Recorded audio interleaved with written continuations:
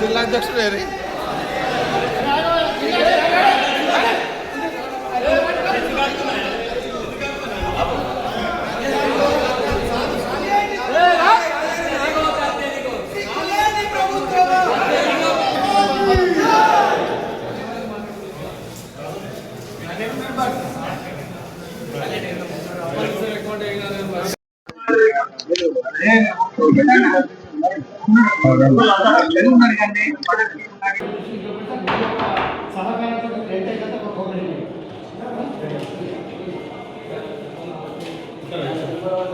Bharatiya Janata party రాష్ట్ర party పిలుపు మేరకు ఈరోజు ఈ యొక్క ప్రభుత్వము గద్దె నెక్కే ముందట 6 గ్యారంటీలని మనకు మేనిఫెస్టో పెట్టుకున్న వాళ్ళు ఆ యొక్క 6 గ్యారంటీలు అని చెప్పి ఇలా కాంగ్రెస్ పార్టీ గద్దెనెక్కింది.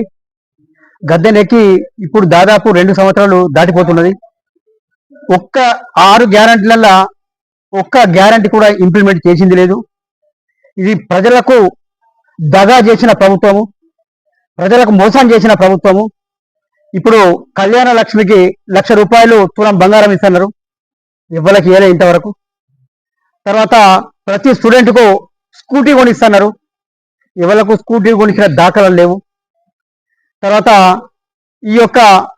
ఈ ప్రభుత్వము ఏ ఒక్క హామీని కూడా నెరవేర్చలేదు.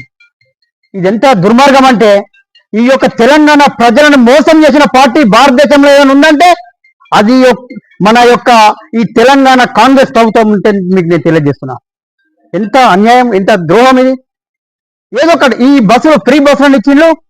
ఇంతకుముందు ఎన్ని బస్సులు అయితే నడిచినాయో అన్న 50% బస్సులు నడుస్తున్నాయి, ఒకళ్ళ మీద వాళ్ళు ఎక్కుతున్నారు. మహిళలను చూస్తే మాకు బాగా అనిపిస్తుంది. ఒక్క మహిళ కన్నా కనీసం ఆ బస్సులో కూర్చుండిపోయే పరిస్థితి కనబడుతుందా? ఫుట్బోర్డ్ దాకా మహిళలను ఫుట్బోర్డ్ దాకా ఎక్కిస్తుండ్రు. ఇది దారుణము. దీన్ని ఈ యొక్క 6 గ్యారంటీల ఏ ఒక్కటి మీరు మేనిఫెస్టోలో పెట్టించి మీరు పబ్లిక్ మోసం చేసి గద్దెలెక్కి లక్షల కోట్లు అప్పు చేస్తున్నారు.